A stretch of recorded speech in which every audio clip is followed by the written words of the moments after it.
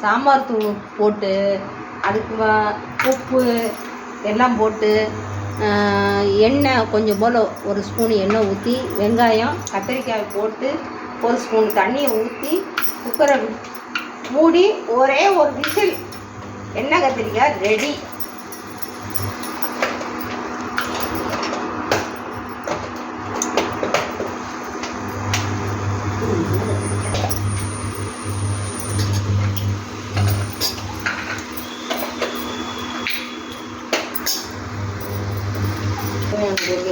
சொல்லணும்ல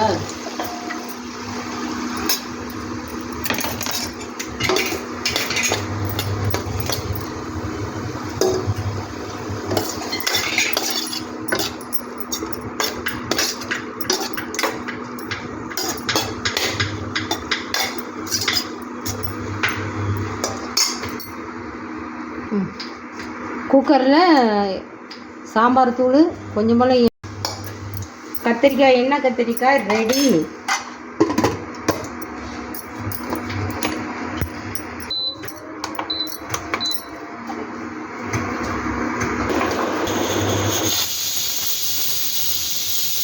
அவ்வளோதான், ஒரு விசில் போதும், ஆஃப் பண்ணிடு.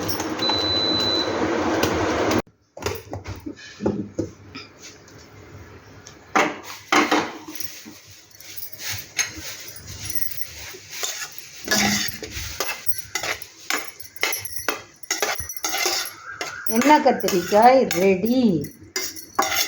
இதை சாப்பிட்டு பாருங்கள். ஒரு ரசம் வச்சு ஒரு தயிர் சாதத்துக்கு கூட்டி சாப்பிட்டா என்ன அருமையாக இருக்கும் தெரியுமா? ரெடி.